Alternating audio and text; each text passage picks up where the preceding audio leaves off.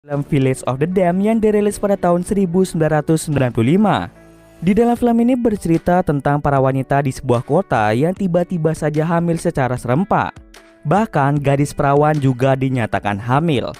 Bagaimanakah kisah selanjutnya? Yuk kita masuk saja ke ceritanya guys. Film ini diawali dengan memperlihatkan sepasang suami istri bernama Alan dan juga Barbara yang tinggal di sebuah kota terpencil bernama Midwich. Di pagi hari, Alan terbangun karena mendengar suara bisikan misterius. Ia tampak kebingungan karena suara tadi.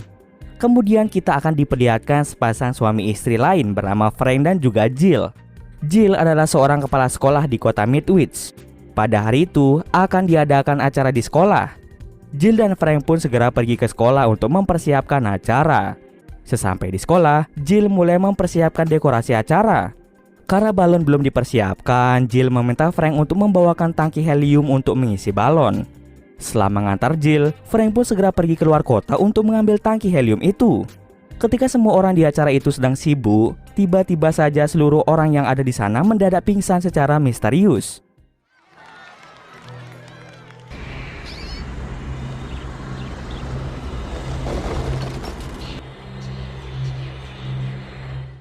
Tidak hanya manusia, bahkan hewan pun ikut pingsan. Seluruh warga kota yang ada di kota Midwich mengalami pingsan secara bersamaan tepat pada pukul 10 pagi. Di tengah keanehan itu, Frank yang tidak tahu apa-apa mulai memasuki kota untuk memberikan tangki helium pada Jill. Akan tetapi, dirinya malah ikut pingsan ketika masuk ke daerah Midwich. Mobil yang dia kendarai menjadi tak terkendali dan menabrak mobil lain. Alhasil, terjadilah ledakan besar akibat gas helium yang ada di mobil Frank dan Frank pun meninggal di tempat.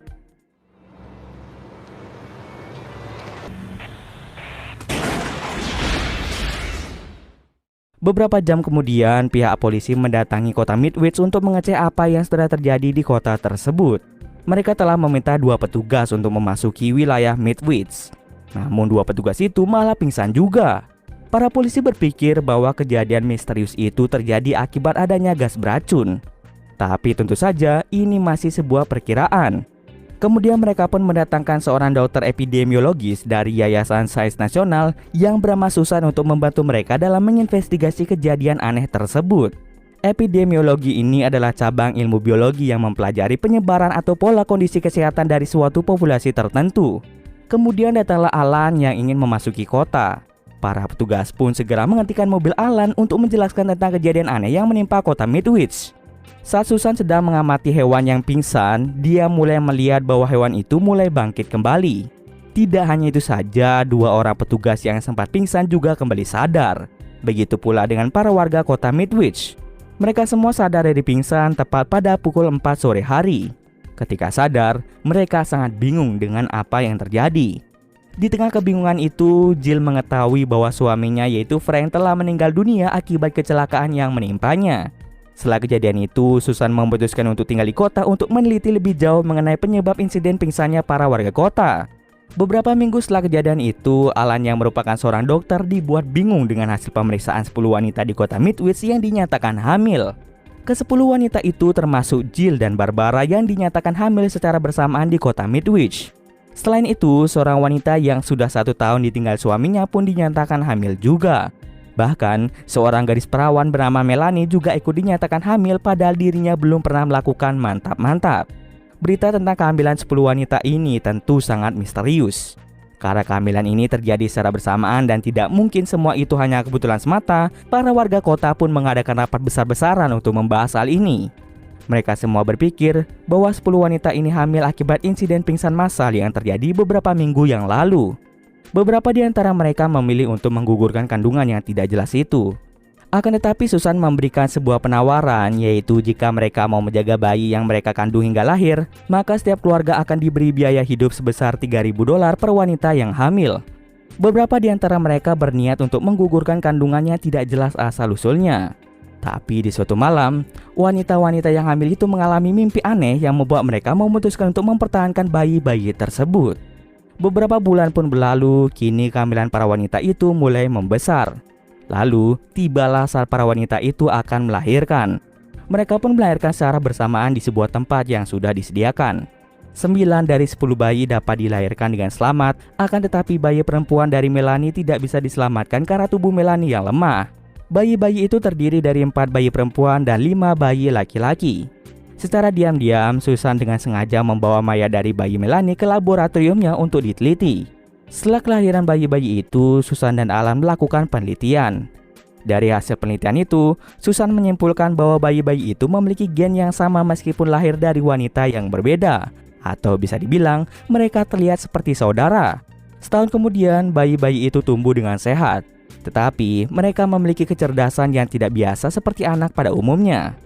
Bahkan bayi Jill yang bernama David sudah bisa mengeja namanya di usia semuda itu. Ketika Jill dan David pergi mengunjungi Barbara dan putrinya yang bernama Mara, Jill sangat terkejut karena Barbara memasukkan tangannya sendiri ke dalam panci berisi air panas. Ternyata itu semua adalah ulah dari Mara. Mara dengan tega membuat ibunya menyakiti dirinya sendiri. Beberapa bulan kemudian, Barbara melakukan bunuh diri dengan terjun dari tebing. Sepertinya ini merupakan ulah Mara karena setelah ibunya itu meninggal, dirinya malah tersenyum senang. Alan pun sangat bersedih atas kematian istri tercintanya. Beberapa tahun kemudian, ke-9 bayi itu kini telah tumbuh menjadi anak-anak yang sangat pintar. Mereka semua memiliki kulit pucat, rambut berwarna putih dengan tatanan rambut yang sama serta kecerdasan otak yang luar biasa. Bahkan mereka bisa membaca pikiran orang lain dan mengendalikan orang-orang hanya dengan menatap mata mereka. Kemampuan mereka yang luar biasa itu tidak seperti manusia pada umumnya. Dari ke-9 anak itu, Mara adalah pemimpinnya dan dialah yang paling kuat. Meskipun cerdas, mereka memiliki satu kekurangan, yaitu mereka tidak memiliki hati nurani. Mereka cenderung menghindari orang-orang biasa dan terkadang jika merasa terancam, mereka bisa membunuh orang lain. Karena hal tersebut, banyak warga Midwich yang meninggalkan kota karena takut dengan kekuatan ke-9 anak tersebut. Setiap hari mereka selalu berjalan berpasangan kecuali David yang berjalan sendirian di baris paling belakang. Suatu hari ketika salah satu di antara mereka melakukan pemeriksaan mata, dokter mata tanpa sengaja melukai mata anak tersebut. Anak itu pun langsung berteriak kesakitan hingga terdengar oleh Mara. Mara pun langsung datang dan membawa dokter itu melukai matanya sendiri. Akibatnya dokter tersebut mengalami kebutaan secara permanen. Setelah kejadian itu, para warga sekitar merasa lebih terancam. Kemudian Jill yang merupakan kepala sekolah meminta Alan untuk menjadi guru bagi ke-9 anak itu. Alasannya karena mereka sudah terlalu cerdas dan ditakutkan mereka akan mengganggu konsentrasi para murid lainnya. Jill berharap Alan dapat mengajarkan rasa berperi kemanusiaan pada ke-9 anak tersebut. Akan tetapi, Alan menolak permintaan dari Jill. Keesokan harinya, ketika ke-9 anak itu sedang berjalan-jalan di kota, salah satu dari mereka yaitu David keluar dari barisan dan pergi ke sebuah pemakaman. David pergi ke sana untuk mencari mayat dari anak Melanie. Di sana, dia bertemu dengan Melanie yang sedang nongkrong. Sejak kematian anaknya, Melanie menjadi sangat stres dan sering mabuk-mabukan. Ketika berbicara dengan Melanie, David melihat masa depan Melanie yang sebentar lagi akan melakukan bunuh diri. Dan benar saja, Melanie melakukan bunuh diri dengan menembak kepalanya. Kemudian keesokan harinya, Alan bertemu dengan David yang sedang berada di pemakaman. Alan pun bertanya sedang apa David di pemakaman. David memberitahu Alan bahwa dia sedang mencari anak Melanie. Dia menjelaskan bahwa anak Melanie seharusnya menjadi pasangannya. Namun dia tidak bisa menemukan mayat dari anak yang seharusnya menjadi pasangannya itu. Kemudian Alan pun memberitahu David bahwa sebenarnya mayat itu tidak ada di pemakaman. Setelah itu Alan pergi mengunjungi makam istrinya yaitu Barbara. David yang masih berada di sana kemudian datang mendekati Alan dan memegang tangan Alan seolah-olah ingin merasakan rasa sedih yang dialami oleh Alan. Alan pun menyimpulkan bahwa David adalah anak yang berbeda. Dari ke-9 anak itu, hanya David yang memiliki rasa kemanusiaan. Sikap David yang mampu merasakan perasaan orang lain membuat Alan yakin bahwa ke-8 anak lainnya mampu belajar merasakan rasa kemanusiaan. Alan pun setuju untuk mengajarkan rasa berperi kemanusiaan pada ke-9 anak itu. Ketika sedang mengajar, Alan diminta untuk pergi ke kantor guru. Setelah Alan pergi, seorang petugas kebersihan datang ke ruang kelas dan mengganggu anak-anak tersebut. Karena merasa terganggu, anak-anak itu kecuali David membuat petugas kebersihan itu melakukan bunuh diri.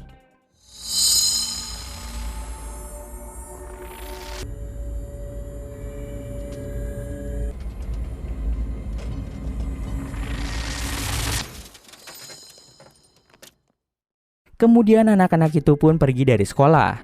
Setelah Alan melihat sendiri kematian petugas kebersihan, Alan sangat yakin jika anak-anak yang telah membunuh petugas kebersihan tersebut. Untuk mendapatkan informasi lebih jelas, Alan pun bertemu dengan Susan untuk menanyakan asal-usul dari ke-9 anak itu. Kemudian Susan menjelaskan bahwa anak-anak itu bukanlah manusia, melainkan mereka adalah alien. Ternyata kejadian hamil massal itu juga terjadi di beberapa kota terpencil lainnya. Namun pemerintah kota langsung menindak tegas dengan membunuh anak-anak dengan kemampuan luar biasa itu sebelum mereka mengancam kehidupan manusia. Susan menyimpulkan ketika kejadian pingsan massal itu terjadi, para alien membuat beberapa manusia mengandung bayi alien. Para bayi alien itu diharapkan bisa berkembang biak dan membangun koloni alien baru di bumi. Agar lebih jelas lagi, Susan mengajak Alan pergi ke ruang rahasia. Di ruangan itu, Susan mengawetkan mayat dari bayi Melanie dan dijadikan bahan penelitian. Dia pun masih tidak percaya bahwa sebenarnya anak-anak itu adalah alien. Lalu Alan bertanya mengapa Susan menyembunyikan masalah itu dari warga kota. Susan pun menjelaskan bahwa jika warga kota sampai tahu tentang anak alien tersebut, maka anak-anak itu juga akan mengetahuinya karena mereka memiliki kemampuan membaca pikiran orang lain. Selama ini Susan bersusah payah menyembunyikan rahasianya itu dengan membuat anak-anak itu tidak bisa membaca pikirannya. Kemudian Alan pulang ke rumah. Sesampai di rumah, Mara sedang mengemasi barangnya. Dia dan anak-anak yang lain memutuskan untuk tinggal di sebuah gudang tua yang berada di luar kota. Mara meminta Alan untuk membawakan mereka kebutuhan sehari-hari. Kemudian Mara meminta Alan untuk menceritakan apa saja yang dia bicarakan dengan Susan. Alan pun mencoba mengalihkan pikirannya sehingga Mara tidak bisa membaca pikirannya. Setelah itu, Mara dan anak-anak lain pergi ke sebuah gudang dan tinggal di sana. Beberapa orang tua dari mereka telah mencoba membawa mereka pulang ke rumah, akan tetapi mereka malah membunuh orang tua mereka sendiri dengan sangat sadis.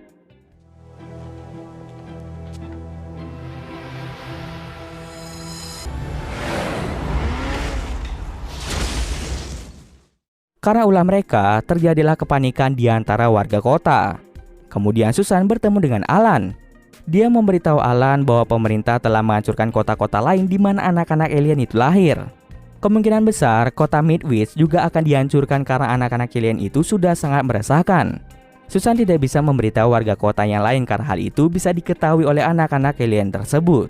Dia meminta Alan untuk segera menyelamatkan diri dari kota itu. Lalu Alan memutuskan untuk mendatangi anak-anak tersebut. Ia marah pada mereka karena mereka dengan tega membunuh manusia yang tidak bersalah. Mara beralasan jika mereka membunuh manusia karena mereka ingin bertahan hidup. Mereka ingin bersaing dengan manusia untuk membuktikan bahwa diri mereka lebih kuat dan layak untuk terus bertahan hidup. Ketika Mara ingin menjelajah pikiran Alan dengan sengaja memikirkan lautan. Hal ini pun membuat Mara tidak bisa membaca pikiran Alan. Malam harinya, para warga kota berkumpul untuk melawan anak-anak alien tersebut.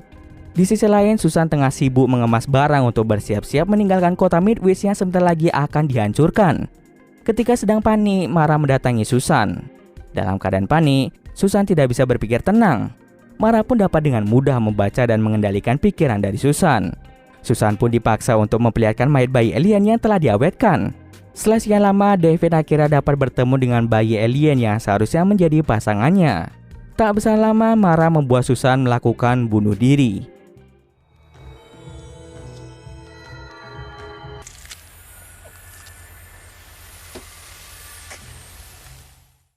Sementara itu, para warga kota mencoba untuk menyerang anak-anak tersebut.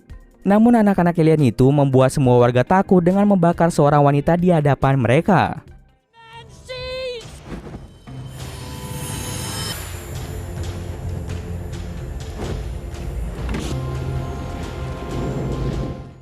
Karena terjadi kekacauan di kota Midwich, polisi pun segera datang ke gudang tempat anak-anak berkumpul.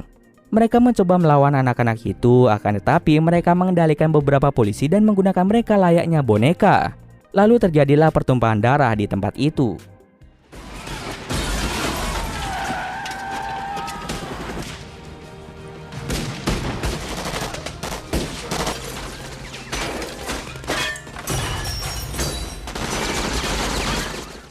Di tengah kekacauan itu, Alan mempersiapkan bom waktu untuk dibawa ke gudang tempat anak-anak alien tersebut berdiam diri. Dengan bom itu, Alan berencana untuk melakukan bunuh diri agar membunuh semua alien. Sebelum melaksanakan rencananya, ia bertemu dengan Jill. Alan memberitahu Jill bahwa dia akan membunuh semua alien tersebut. Jill pun tidak setuju karena David tidak sama seperti anak-anak alien yang lain. Akan tetapi, Alan langsung mengunci Jill agar Jill tidak bisa menghentikan rencananya. Alan pun segera pergi menuju gudang tempat anak-anak alien itu berada. Di sana, dia mulai mengelabui pikiran anak-anak itu agar mereka tidak bisa membaca pikirannya bahwa Alan saat ini membawa bom. Alan mencoba mengulur waktu sehingga anak-anak itu bisa masuk ke dalam perangkapnya. Akan tetapi, anak-anak itu sangat pintar, mereka bersama-sama mencoba untuk membaca pikiran Alan. Alan pun berusaha dengan keras menyembunyikan pikirannya dengan membayangkan tembok. Di sisi lain, Jill berhasil membebaskan diri dari ruangan yang dikunci oleh Alan. Ia dengan cepat pergi ke gudang tua untuk menyelamatkan David. Sesampai di sana, Jill secara perlahan membawa David keluar dari gudang itu. Namun, anak-anak yang lain menyadari keberadaan Jill dan mereka mencoba mengganggu Jill. David yang tidak terima dengan hal itu langsung mendorong marah. Kemudian Alan meminta Jill untuk membawa David keluar karena sebentar lagi bom akan meledak. Anak-anak yang lain masih terus mencoba untuk membaca pikiran Alan. Akan tetapi, mereka terlambat menyadari bahwa ada bom waktu di dalam tas yang dibawa oleh Alan. Dan terjadilah ledakan besar yang menewaskan Alan beserta dengan anak-anak alien tersebut.